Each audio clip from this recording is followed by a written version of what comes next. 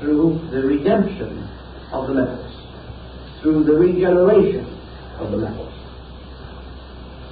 Now, the soul principle, as represented by Mercury, is not only the individual soul, but the world soul.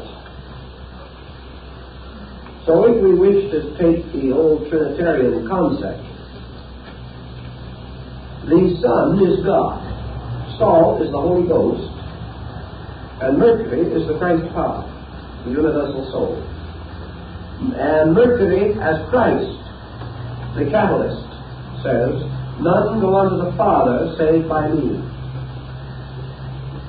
In other words, everything that ascends from a material to a spiritual state must pass through soul culture or soul power.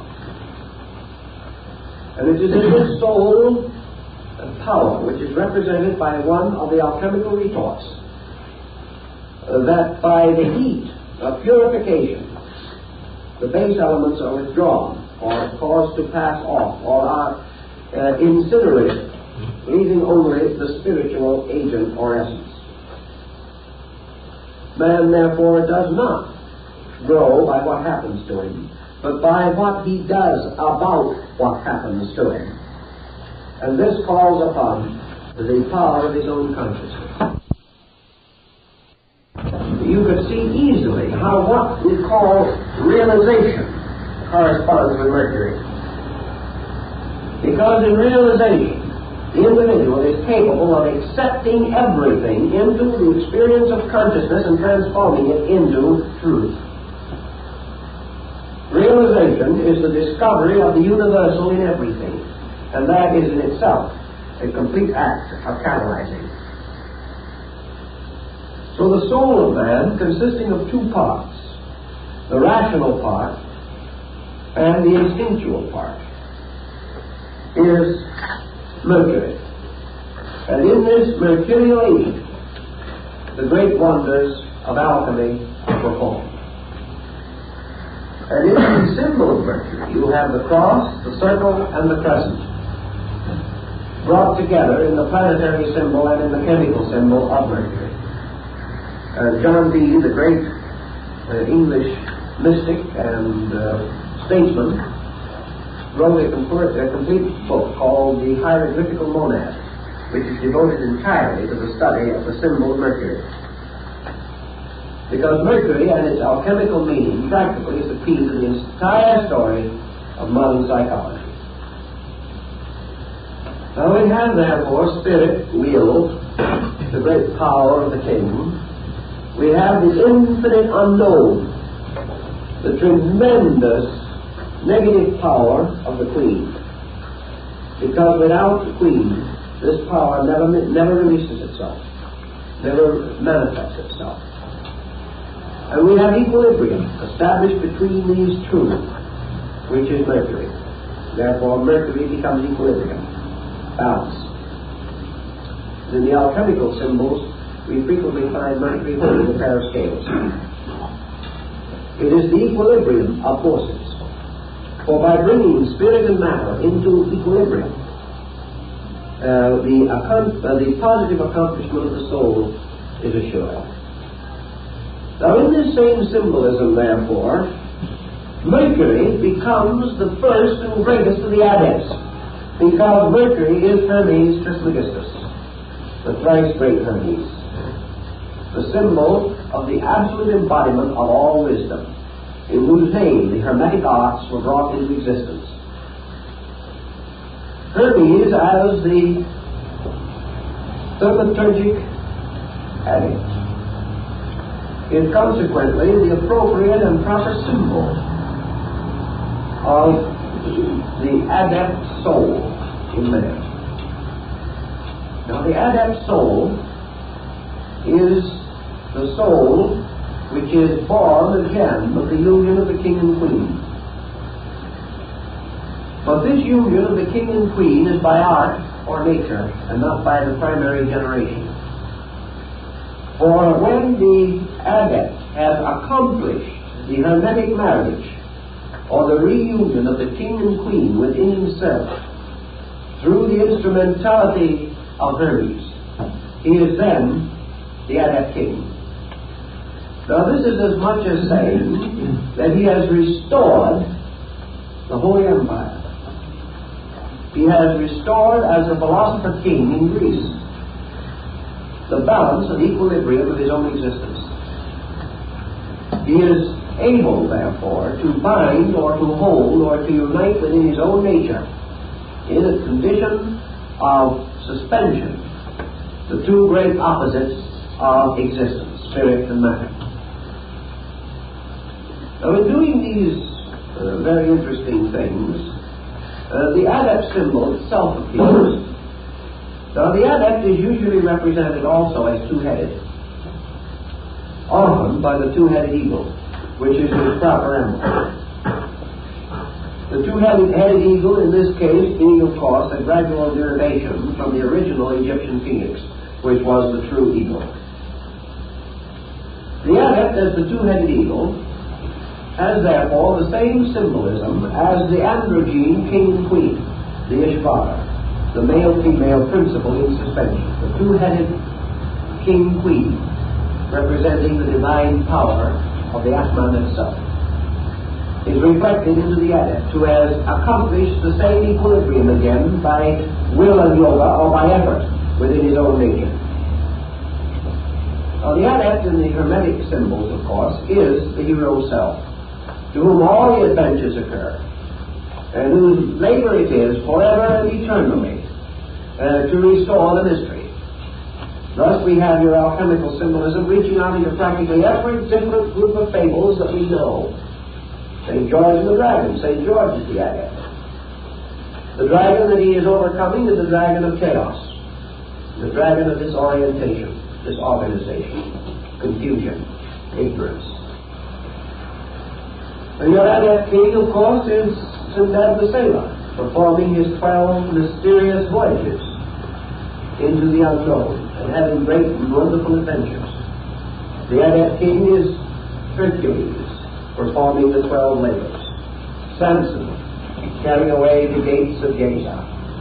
The adept king is also Melchizedek, the Prince of Salem.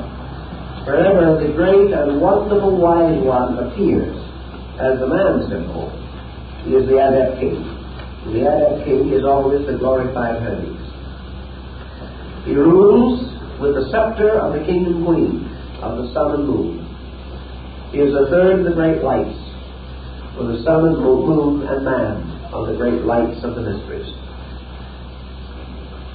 Now, with this basic symbolism, we can see how the alchemist could proceed with certain mystical speculation. What other symbols immediately present themselves to our attention? We have to have the symbol of chaos. We have to have the symbol of the thing that must be overcome. And therefore we extend our thinking on the subject of base metals, which represent to a degree the chaos.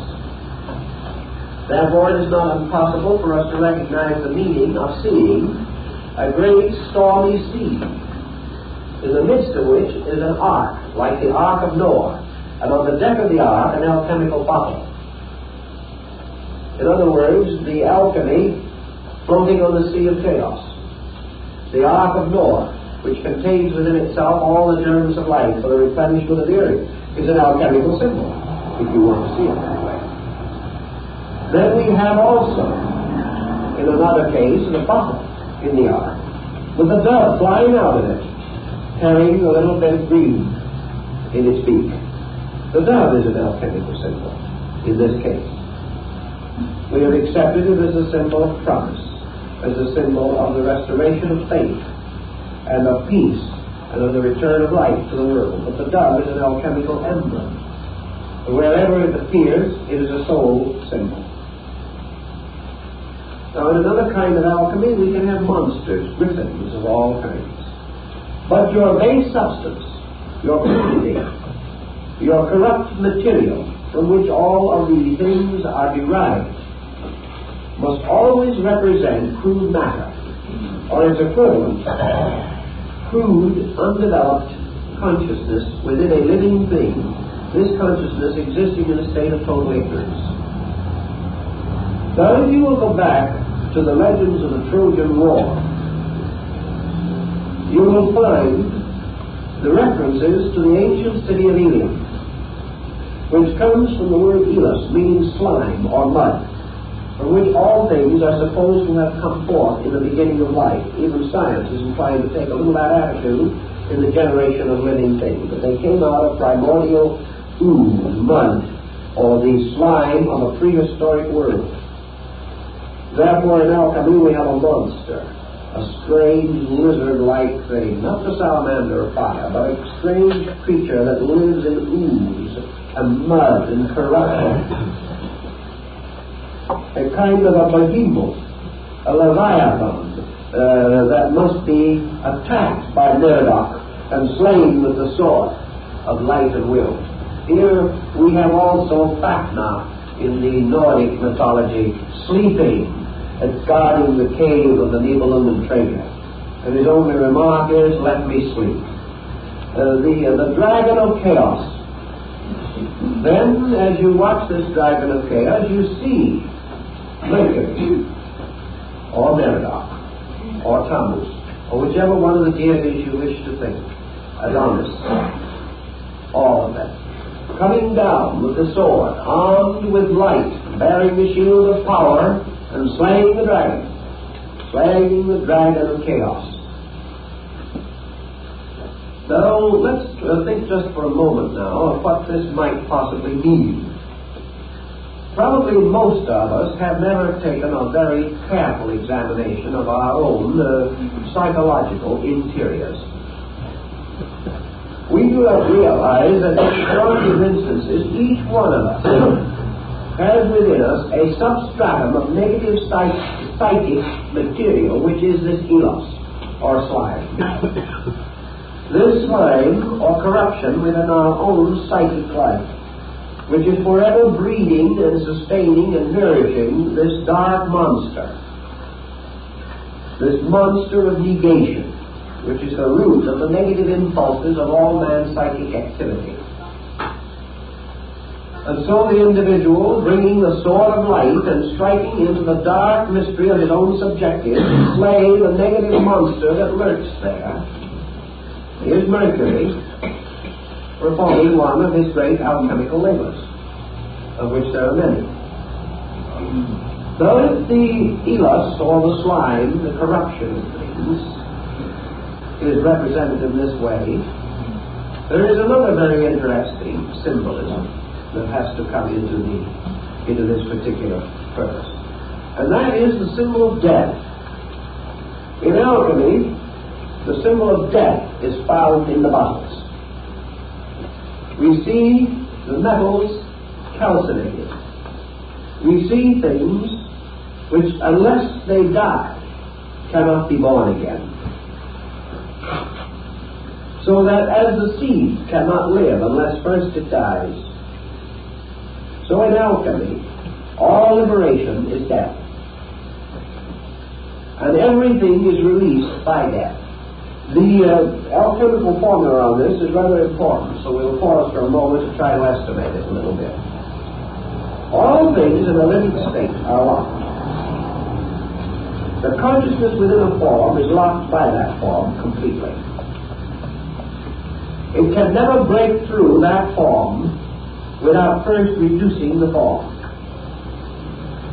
Alchemy does not assume that it is possible for a structure containing a compound of ignorance and wisdom, that is, pure and base metal, can be taken at any particular point and immediately advance to a superior state. Everything that seeks to grow by alchemy must first die, because while it is in a state of generation, its parts are inseparable and cannot be divided. During life, consciousness and body cannot be divided. By death only are they divided. So alchemy says that only by the phenomenon of death can the metals be divided from their base and their subtle parts. Now this doesn't mean, the alchemist certainly did not mean, that an individual who wishes to separate his baser and better parts must go out and shoot himself. They did not mean that in any sense of the word. What they meant was that all growth comes from the dying of something. before you can have a new idea, an old one has to die. You cannot accept an idea if you are satisfied with the one you have. If you want to grow, you've got to give up something. If you want to proceed, the past must die. If you want to be more than you are, something that is less must perish along the way. You cannot start upon this great search bound and locked within the structure of your own opinion. Your opinions have to die before there's any room in you for truth. Everything has to be reduced to its essentials. And the essential of everything is seed and ashes. Seed and ashes, says the alchemist. The seed that cannot die, which is the king, and the ashes which must die. So everything must be reduced by putrefaction, by the disintegration of its parts to essential material. For, says the alchemist, all of the metals in their essential nature will combine to form the stone or the medicine. But once the metals have bodies, they can never combine. So material gold, material silver, material copper will never combine. The only way you can combine them is through the agent of mercury, which destroys their bodies and releases their principles. Or, as the alchemist would like to put it more correctly, if you take these spirits out of bodies, the spirits will unite, but the bodies cannot. So the same of man. The essential life principles of all creatures are compatible, but their personalities and their vehicles of manifestation are not compatible. Thus all things in their purity can be united, and all things in their impurity cannot be united. As the alchemist also says, at the beginning of things, all was one. At the end of things, all will be one. In the middle distance between beginning and end, there will be many. And while the state of many exists, this manyness can never be brought together. The only way in which many can become one again is to have the vehicles or bodies destroyed. The principles have always been one. But as long as these principles are locked within symbolic forms, these forms will never unite. They may come near together, but they can never perform the alchemy of fusing or becoming identical, or to lose themselves in a new substance. And here is again one of the great secrets of alchemy. The seven metals, or the seven substances, representing the testimonies of the seven senses and the seven powers of the soul. When they unite in the soul, they produce something entirely separate and different from themselves. And H2O does not represent H2 or O separately, but produces a new thing, differing in appearance and essential nature from its own parts. So in alchemy, when the seven metals are brought together, they do not produce a lump of seven metals. They produce a new being, completely different. And when the compound is correctly measured and estimated, the result is an entirely new being, separate and distinct, in which there is no longer any trace of the parts which made it. If you bring the material substances together by artificial means and form a statue with them, you can always divide them again, under heat or under something, under some means. In fact, mercury will usually divide them again. But in alchemy, when the seven essences have been brought together, there is an entirely new existence created. And that new existence is different from anything that preceded it. And this thing that is created by the alchemy of the union of metals is actually the human soul. And the human soul was called the homunculus, or the crystal child, that is born out of the alchemical retort, the great glass womb of chemistry. For it is the purpose of alchemy to create a living thing. And this living thing, or the homunculus, is a generation of art and nature. And the alchemist who performs this mystery plays God, for he creates. Now, he will tell you himself that alchemy is nothing more nor less than man's keen observation of natural process.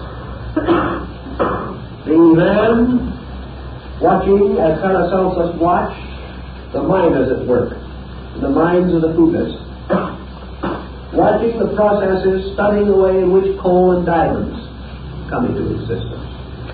Or in China, the mystery of amber, locking within itself the tiny insect from the prehistoric world. Man studying nature discovers the mystery of soul. Now, in this mystery, which is called in alchemy the homunculus, we have the same mystery that is called in Chinese metaphysics the transcendent being. And the homunculus is the new creature that is formed out of the 7 souls or 7 natures of man. So just as surely as he generates his kind by male and female, by the union of the king and queen, as a psychic and spiritual power within his own nature, so he generates himself, or generates a being out of himself,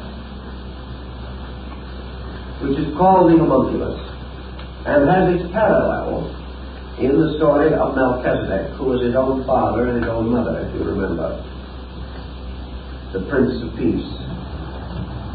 Now, this being that is its own father and its own mother is adequately and properly represented in alchemy by one of the supreme symbols of the achievement, and that is the phoenix.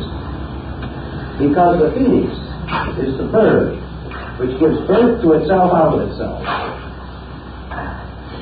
When the phoenix, which lives for 500 years, according to the Egyptian legend, came to the time when it must die, it retired to an altar of flame in one of the temples, and there, in a nest of fire, its body broke open, and the new phoenix issued from it.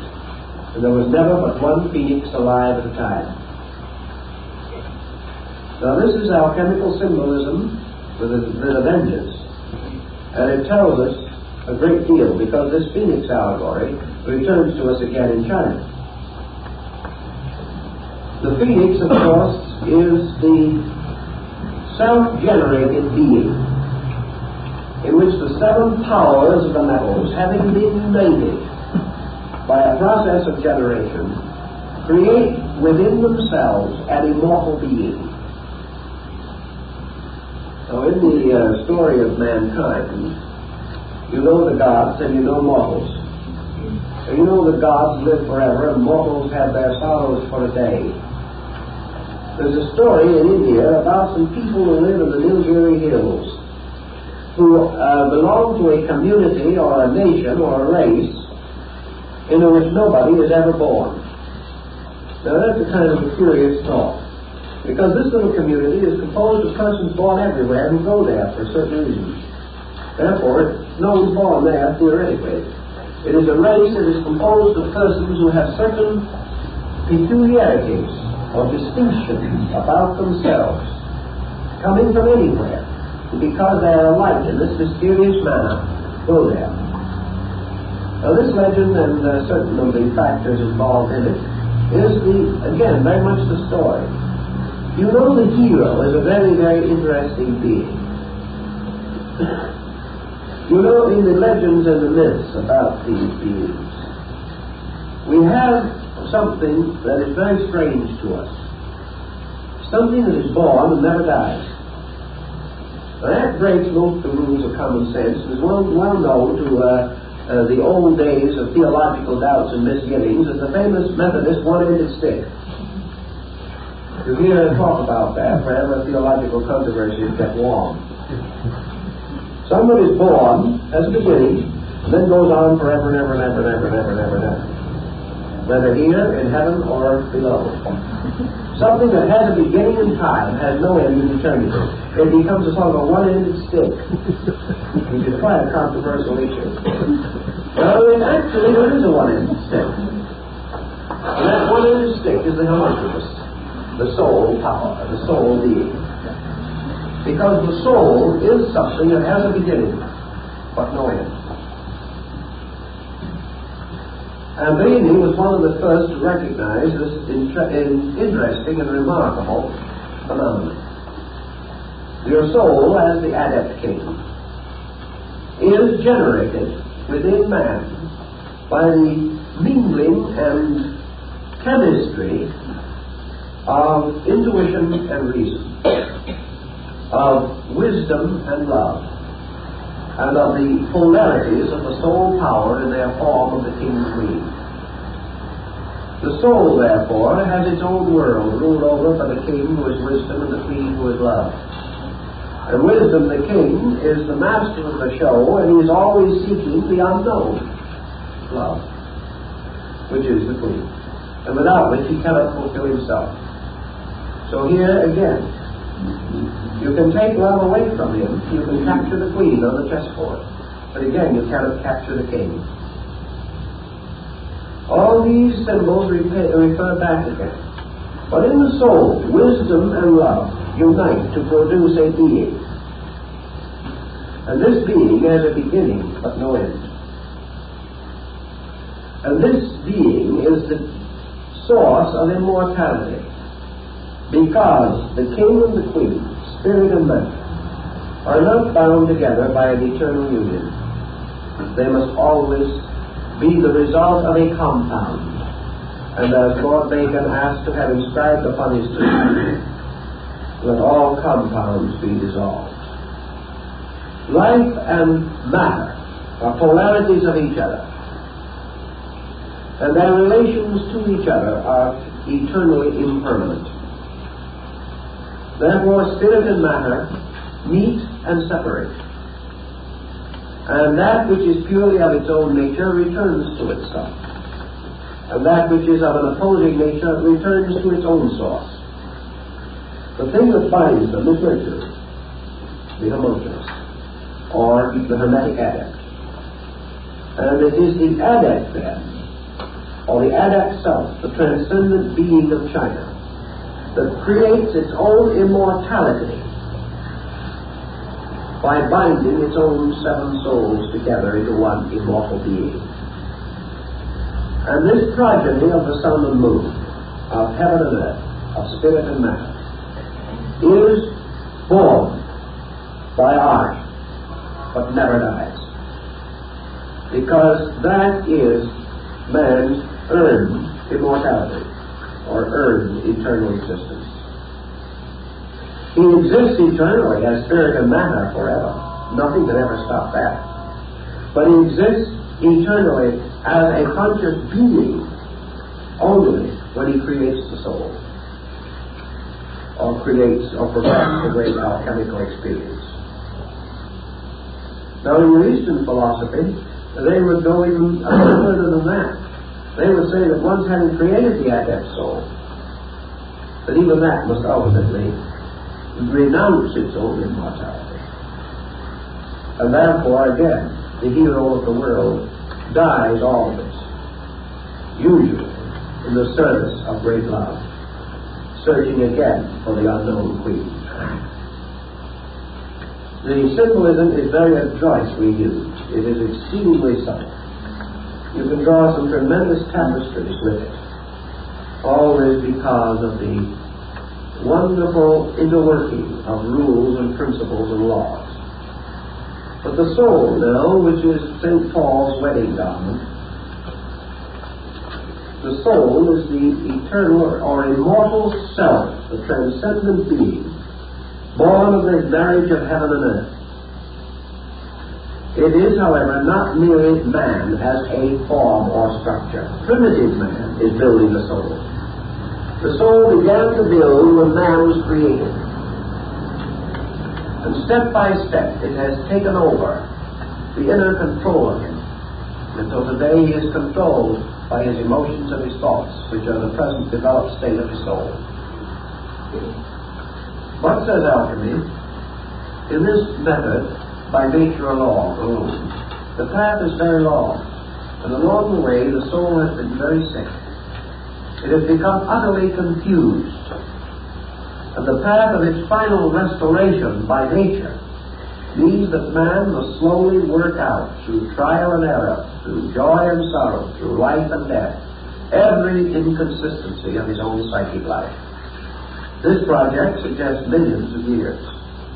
It suggests thousands of lives, perhaps, to day by day, step by step, exhaust the errors of the soul and experience every good thing in spite of our efforts with it, in spite of our own resistance to growth, a resistance which itself must gradually be overcome through a great series of time and sorrow.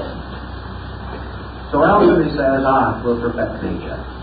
Man, becoming a priest in the great chemical laboratory of the universe, will cooperate voluntarily and will assist nature in the perfection of the soul. So it says to the individual, very much as Mercury, the Christos, the anointing oil, the symbol of the transmutation, says that if you would be the disciple of truth, be as a little child. Here is Mercury destroying the metals. Here is the sword breaking up the patterns. Here is the death of an old self, the death of an opinionation which we have long called ourselves. The acceptance of the fact that we are ignorant when we think we are wise, which is the death of ego.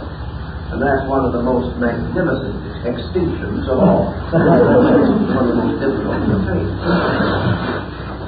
So here also stands Aphidia, the villain of the play, with the mortgage in one hand,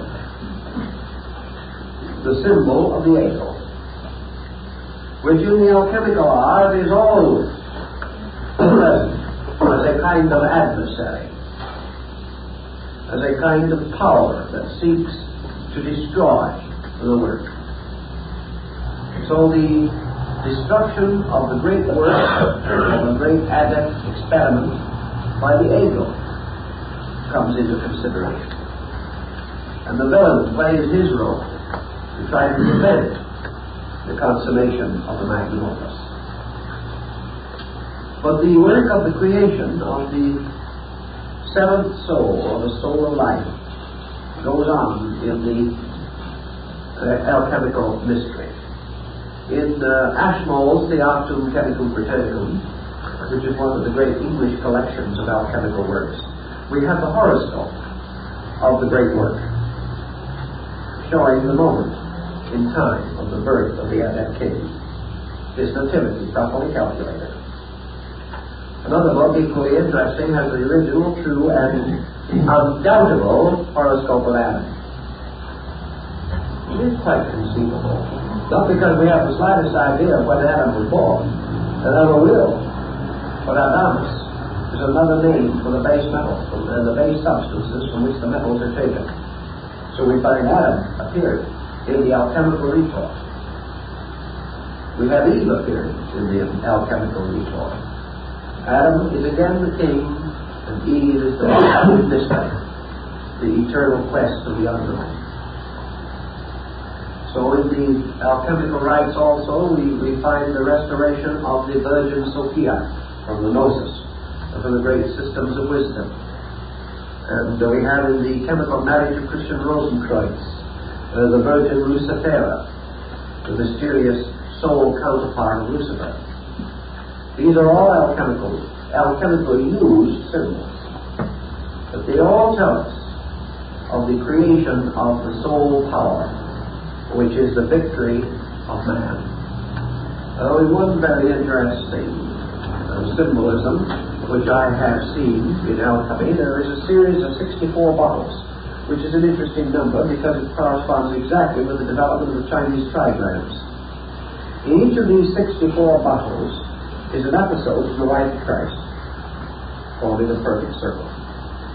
And here in these episodes from the life of Christ, each incident is marked with the alchemical symbols. so that you will know exactly what is referred to. And the theory behind the whole concept is that Christ is this imperishable seventh soul, the power of immortality. And that individual who follows in the way indicated, who takes up the cross and follows the Master through the 64 augmentations of the material, as it is called, will also achieve the resurrection. And in the last bottle, as a symbol of the consummation of the great work, the creation of the diamond soul, we see the figure of Christ carrying the banner on the staff, rising in the midst of life from the grave, the resurrection. And this resurrection is the rebirth of the beings. The entire cycle reminds us of Paul's words, the Christ in you, which is the hope of glory. For to the alchemist, Christ is the symbol of the soul, the mystery of the soul that is born in a manger, surrounded by beasts, the soul that must pass through certain vicissitudes, be crucified and die, and be raised from the dead before it can live again. And exactly what occurs in that allegory is told in the story of the death and resurrection of the seed in the ground. For this is the parable. The seed is the Word of God. And Alchemy says, the seeds of the metals are the seeds of immortality. In this way, the soul mystery in alchemy is unfolded at its true purpose. The integration of the soul as a living vehicle within which a new being, the Son of heaven and earth, can have a real and conscious life. This is the adept self, the reborn, the twice or thrice born Hermes. In this same symbolism, we come across a number of other very intriguing things for thought. We have the tree of the metals. We have the Saturn, Cronus, the old one-legged gardener walking on a crutch. And we have him carefully watering the tree upon which grow the seven metals in the form of flowers and fruit. This is the tree of alchemy. This is also represented in another form as a tree with 12 bears bearing a fruit on it, in this case watered by the same old man with the opposite leg crippled, and this time the tree bearing on it the 12 signs of the zodiac as fruit. The 12 signs of the zodiac, incidentally, represent the 12 steps or mutations which are repeated in cycles to produce the augmentation of the stone. For the stone at the beginning is very weak, and it must be repeatedly augmented, cycle after cycle, until it increases in strength. This is because man in the practice of truth is at first very weak and infirm. But by continuous repetition, or the continuous recollection of reality, it constantly increases within himself through the contemplative disciplines. It's the same thing exactly. Well, we have two trees, one with 7 metals and one with 12 signs of the zodiac. And one is the tree of the knowledge of good and evil, which is the tree of the Lord. And the other is the tree of life, which bears the 12 manner of fruit, which are for the healings of the nations. And if you will look down at the bottom of the tree of life, you will find lying in the ground beneath it the king and queen buried together, and from their body the tree rising. Because from the union of heaven and earth rises the tree of life. But the tree of the metals, or the soul, the 7 blossoms on that tree, are watered and taken care of by Saturn, the old god of contemplation, the punisher, the destroyer, the principle of karma, the retribution, and discipline. The old one-legged gardener is self-discipline, by which the tree of the soul is caused to bear its fruit. So each little story is a little gem in itself, telling things about all these moral mysteries. But with it all, let us not forget that Roger Bacon is said to have gone to the King of England and offered to finance by man-made gold the crusade. Gold was made. Now, how and why was gold made? The gold makers actually did cause the precipitation of metals. And there are examples in European museums, some of which I have seen, of man-made gold. Not made at the expense of $50,000 an ounce. That's when we try to do something of that kind by our present scientific means. We can make gold, but not on a profitable basis. Of course, if it goes up much higher, it may get to be profitable. The reason why the alchemist was able to make gold was because he had learned something. He had learned that the same power which makes soul operates on an archetype. That the soul represents an artificial gold, a synthetic gold, and that it can be manufactured as man manufactures his own destiny. And in the same way, by the same laws, the metals, the physical metals, can be handled. But in order to handle them, as Nicholas Flamel points out, you must kill the metals. You must actually perform in the physical state the death and resurrection of the metals. You kill the metals. You take copper, iron, tin, mercury. You take these and you learn how to absolutely destroy them. And when you have completely destroyed them, you have released by that means from them a universal essence which permeates them all. Then, if you know how, you can restore that pattern according to the element that you desire. But you cannot do it while iron is iron, or zinc is zinc, or copper is copper. It must first be reduced to a common denominator. And the discovery of the common denominator applies to many things. Today we have a problem in connection with common denominator. Well, we have Japanese and Chinese and Hindus and Greeks and Persians and Jews. We are never going to have brotherhood of man. We can't. But we can only have that brotherhood of man when we destroy the differences and discover the reality. We have got to go back and down through and remove all these layers of separateness and find the unity, and then build upon it. We will have one people. That's the same principle exactly as the alchemical experiment. We cannot take things in their various degrees of development and synthesize them. You've got to reduce them to their basic principle. That's why we practically have to reduce the human being to extremity before you teach him anything. It is only when he says to himself, I am a complete failure, that he begins to have a little hope of succeeding. When he says to himself, I don't know what to do next, then he will begin to think. Because he has reduced himself to his basic element by rejecting and renouncing his own confusion and error.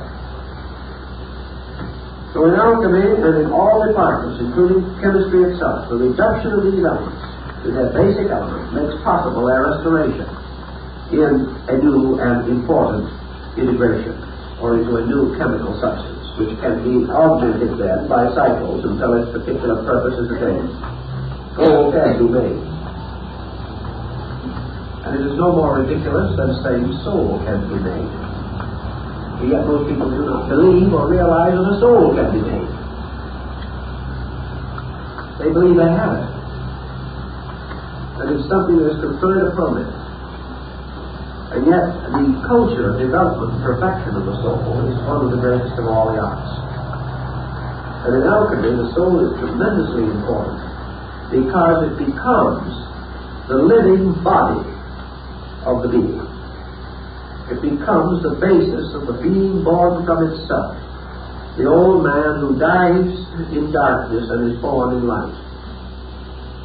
So we have an interesting situation arise. The king is said to die.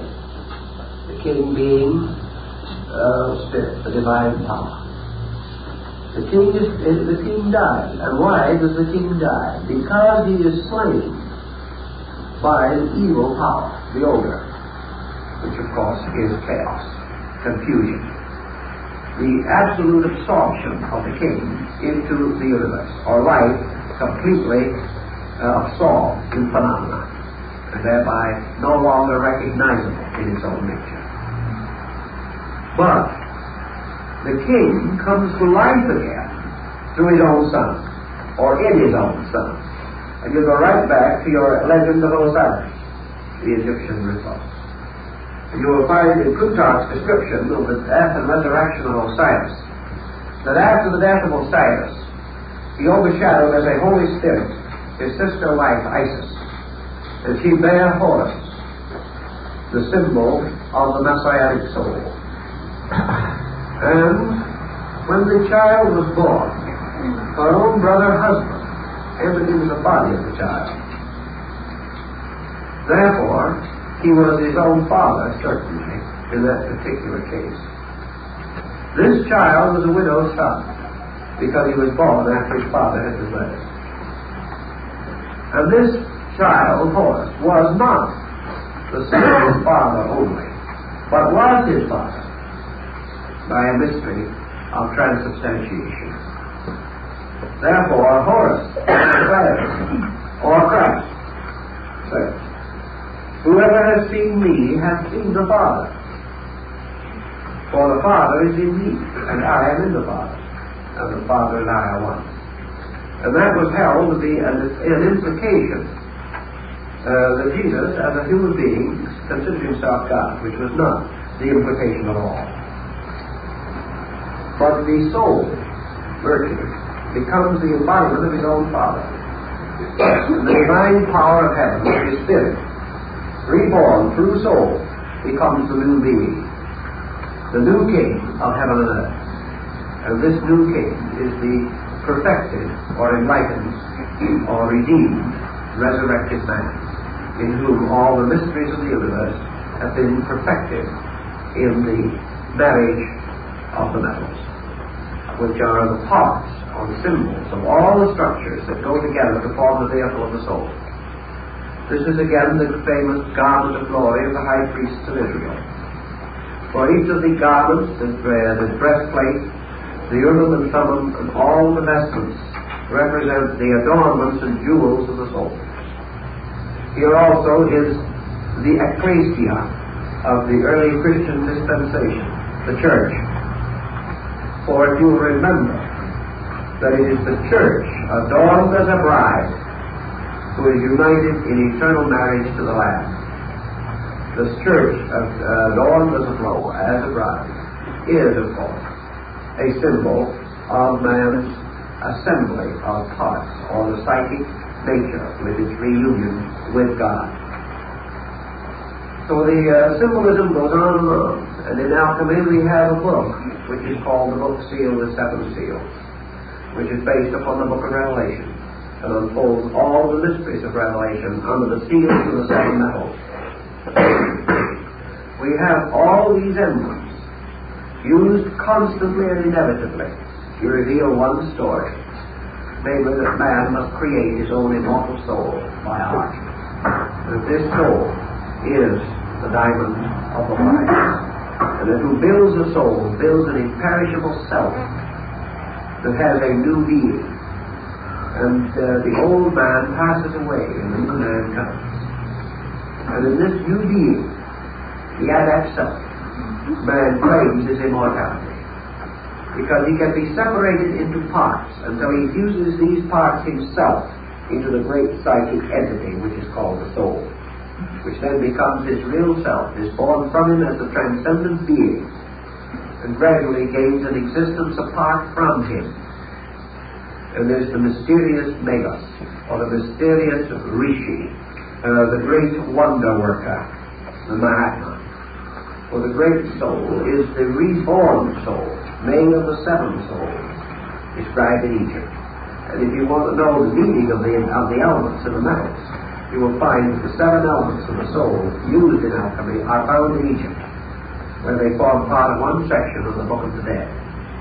But it is the combining of the seven souls that perish to form the one imperishable soul, which is the Atmic soul, or the soul of the magician, the wonder worker, who becomes his own father, who is reborn through his own son, who becomes the symbol of the true Hermes, the Advocate, and in him all that was and is and ever shall be is resurrected.